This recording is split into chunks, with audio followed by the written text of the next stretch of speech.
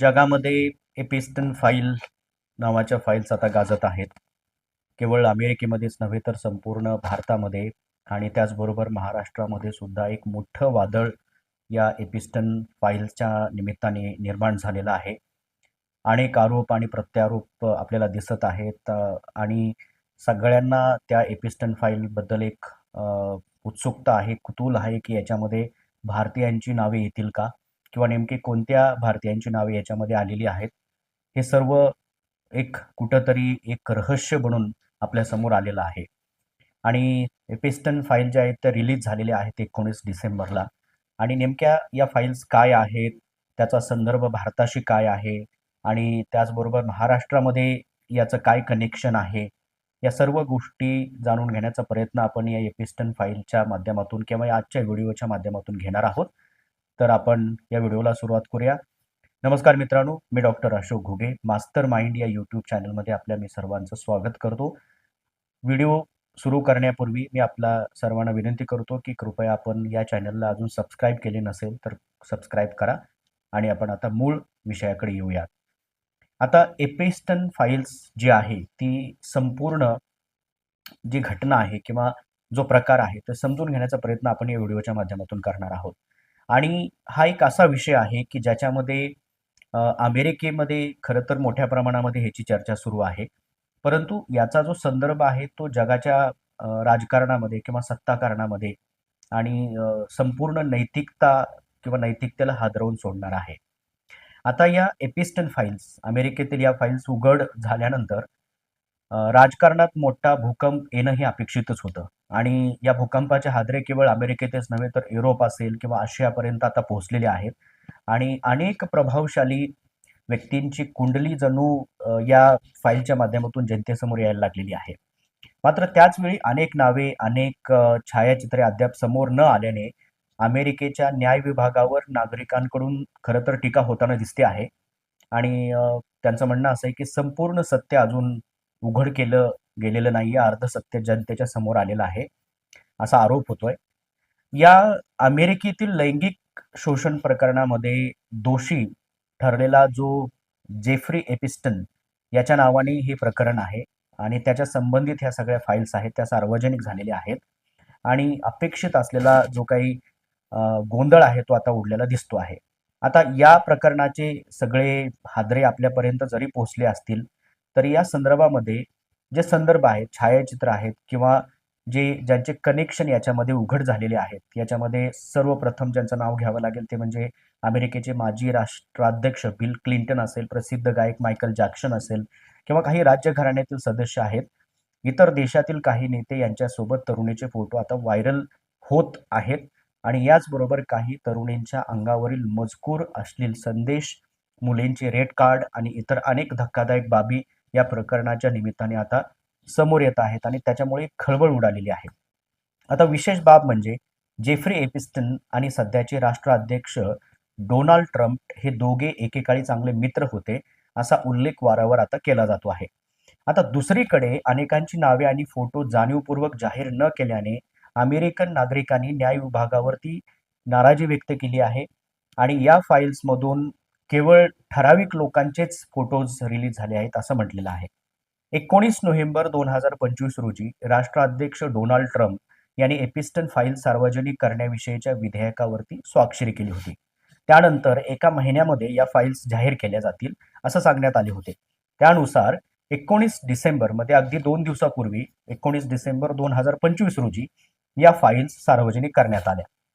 त्यानंतर अवघ्या काही तासामध्ये अमेरिकेमध्ये त्याचे पडसाद आपल्याला दिसायला सुरुवात झाली.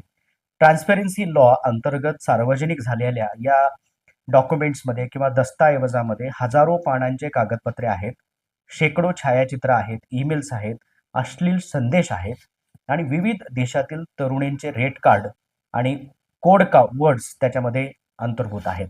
आता हे साहित्य इतक्या मोठ्या प्रमाणावरती समाविष्ट असल्याचे आपण पाहिले. यामध्ये अनेक प्रतिष्ठित व्यक्तींचा उल्लेख समोर आला आहे.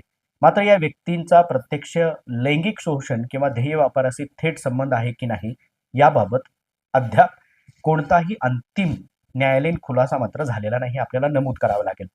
तरी सुद्धा जगातील अनेक दिग्गज व्यक्ती विविध तरुणीसोबत छायाचित्रांमध्ये दिसत असल्याने नैतिक आणि सामाजिक पातळीवर खरं तर हे गंभीर प्रश्न निर्माण झाले आहेत. ते गंभीर प्रकरण आहे असं दिसतं आहे. या छायाचित्रांमधील अनेक तरुणी ह्या रशिया, अमेरिका आणि युरोपमधले असल्याचे सांगितलं जातं आणि मसाज या नावाखाली त्यांना ध्येय व्यवसायामध्ये ढकलण्यात आल्याचे आरोप या तपासामधून समोर आलेले आहेत. खरं तर यामध्ये अल्पवयीन मुलींचे लैंगिक शोषण झाल्याचेही तपासात उघड झाल्याचा दावा करण्यात आलेला आहे. आता हा जो जेफ्री एपिस्टन आहे, हा मूळचा एक वित्तीय सल्लागार होता. त्याच्या अगोदर त्यांनी प्राध्यापक म्हणून कार्य केलेलं होतं. त्याचे सामाजिक वर्तुळ अत्यंत प्रभावशाली होते. न्यूयॉर्कसह इतर मोठ्या शहरांमध्ये तो नियमितपणे पार्ट्यांचे आयोजन करणे, तसेच या पार्ट्यांमध्ये राजकारण, समाजकारण, उद्योग विश्व आणि आर्थिक क्षेत्रातील मोठे नाव असलेल्या लोकांना तो आमंत्रित करायचा आणि त्याच्यामध्ये ही लोकं अगदी आनंदाने सहभागी होत असत. अशा ठिकाणी सुंदर तरुणींना मुद्दामहून समोर आणले जायचे आणि त्यामधून मसाजच्या नावाखाली पुढे देह व्यापाराचा उद्योग चालवला जात असल्याचे आरोप या प्रकरणामध्ये केले गेलेले आहेत. आता एपिस्टिन फाईलचा केवळ काही भागच समोर आणल्याने याच्यामध्ये जे आपण सुरुवातीलाच म्हणले की त्या बाबतीमध्ये नाराजी आहे. राष्ट्राध्यक्ष डोनाल्ड ट्रम्प यांचे समर्थक सुद्धा खरं तर नाराज झालेले आहेत. रिपब्लिकन पक्षातील खासदारांनी ही सर्व फाईल्स संपूर्णपणे जाहीर करण्याची मागणी केल्याने ट्रम्प यांच्यावर आता मोठा राजकीय दबाव निर्माण झाल्याची चर्चा आहे आणि अंशतः या केलेल्या खुलाशामुळे अनेक लोक असमाधानी आहेत. या फाईल्समधली सर्व माहिती जगासमोर ठेवण्याची मागणी आता जोर धरत आहे. खरे रहस्य त्याच्यामधून बाहेर येतील. या फाईल्समध्ये 254 मुलींची किंवा महिलांची नावे, त्यांचे फोटो आणि त्यांनी नेमके कोणाशी व्यवहार केला याची माहिती सार्वजनिक करण्यात आलेली नाही. असा थेट सवाल आता खरं तर या चर्चेच्या माध्यमातून होतो आहे. त्यामुळे एकीकडे ट्रम्प प्रशासन अडचणीत सापडल्याचे म्हटले जाते आणि या नव्याने समोर आलेल्या या काही छायाचित्रांमधील सर्वात भीषण बाब म्हणजे जर आपण बघितलं तर एका बाजूला प्रशासनावरती आरोप आहेत, पण एक दखल घेण्यासारखी बाब म्हणजे त्या महिलांच्या शरीरावरती प्रसिद्ध लेखक व्लादिमीर नाबोकोव यांच्या लोलिता या कादंबरीतील ओळी या शाईने लिहिलेल्या दिसतात. लॉलिता ही कादंबरी अल्पवयीन मुलीच्या शोषणावर आधारित आहे आणि एपिस्टिनच्या कृत्यांचे गंभीर आणि अधिकच जे काही प्रकरण आहे ते त्याच्यामधून आपल्याला निष्पन्न होतं. आता या सगळ्या प्रकरणानंतर रशिया, युक्रेन, लिथुआनिया आणि चेक रिपब्लिक या देशातील महिलांचे पासपोर्ट आणि ओळखपत्रांचे फोटोही सापडल्याचे सांगितले जाते. आता एका छायाचित्रामध्ये $1000 प्रति मुलगी असा मजकूर असलेला स्क्रीनशॉटही आपल्याला आढळल्याचा याच्यामध्ये दावा करण्यात आला आहे, जो मानवी तस्करीच्या मोठ्या आंतरराष्ट्रीय जाळ्याकडे निर्देश करतो आणि गंभीर प्रकरणाकडे तो आपल्याला घेऊन जातो. अमेरिकेमधील श्रीमंत, प्रतिष्ठित आणि प्रभावशाली लोकांना सुंदर स्त्रियांचा सहवास कधीच दुर्मिळ नव्हता. अमेरिकेमध्ये खरं तर ती संस्कृती झपाट्याने वाढलेली होती.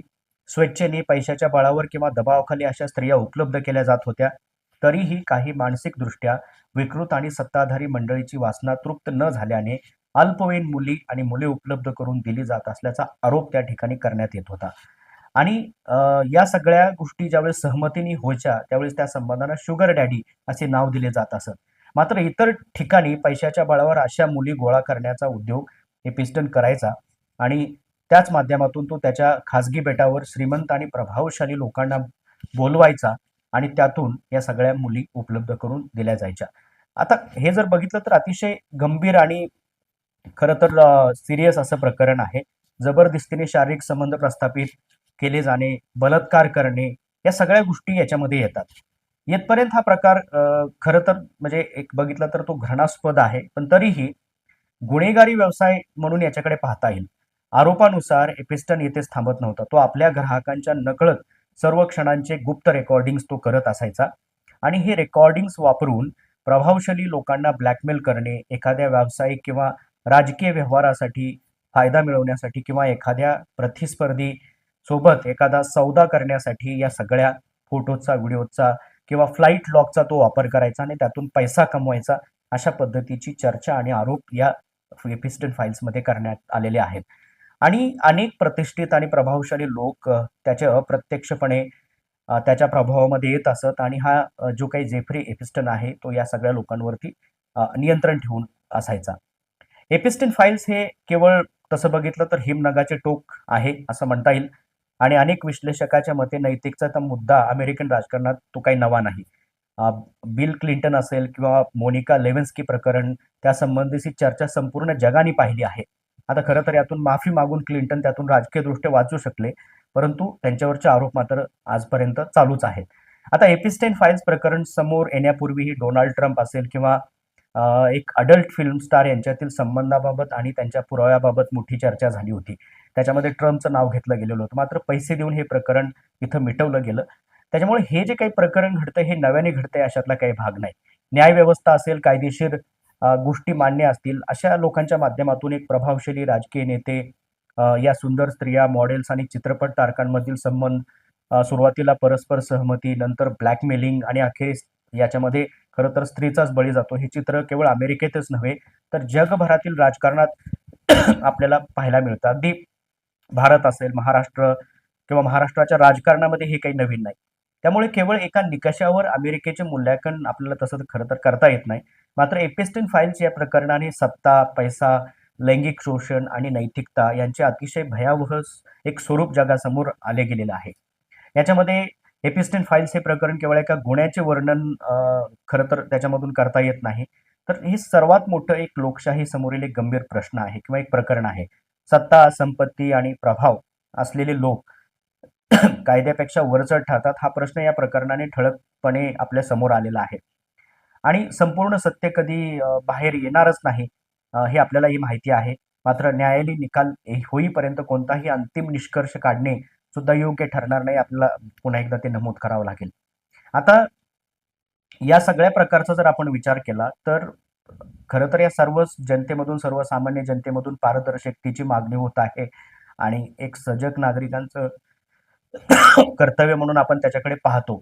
परंतु जर एपिस्टन फाईलचा जर विचार केला, तर मोठ्या-मोठ्या लोकांची याच्यामध्ये नावं आली आणि त्यांची जी काही इच्छा आहे, ती पूर्ण करण्यासाठी ते अशा प्रकारचे जे काही प्रकरणं असतात त्याच्यामध्ये ते सहभागी होतात आणि अनेक अशा गोष्टी जगभरामध्ये घडत असतात. खरं तर हा मूळतः नैतिकतेचा प्रश्न आहे. पण ज्यावेळेस समोरून अशा पद्धतीचे ऑफर्स केले जातात आणि तुमच्याकडे प्रचंड पैसा असतो आणि राजकीय लागेबंदे असतात, सत्ता असते, त्यातून अशा पद्धतीच्या घटना घडल्या जातात आणि त्यातून पळवाटसुद्धा त्या व्यक्तींना माहिती असते. त्याच्यामुळे एपिस्टन फाईलच्या निमित्ताने हे प्रकरण जरी आपल्या समोर आलं असलं, तरी याच्यामध्ये कुणाकुणाची नावं येतात आणि याच्यामध्ये कुणाला आरोपी केलं जातं आणि कुणाला शिक्षा होते हे पाहणं खरं तर औत्सुक्याचं आहे. परंतु त्या ज्या मुली आहेत किंवा स्त्रिया आहेत ज्यांच्यावर हा अन्याय झाला, त्यांना सुद्धा न्याय मिळणं हे खरं तर सजग नागरिकांचं एक लक्षण मानलं जातं. आपण अपेक्षा करूया की त्यांना या सर्व प्रकरणातून जे काही सत्य बाहेर आल्यानंतर त्यांना न्याय मिळेल आणि भविष्यामध्ये अशा पद्धतीचे प्रकरणं होणार नाहीत आणि ज्या लोकांना जे अतिशय बलाढ्य आहेत, श्रीमंत आहेत किंवा ज्यांच्याकडे सत्ता आहे, पैसा आहे, त्यांना सुद्धा नैतिकतेचं कुठेतरी एक मर्यादा आहे, हे लक्षात येईल अशी अपेक्षा करूया आणि आपण हा व्हिडिओ इथेच थांबूया. धन्यवाद.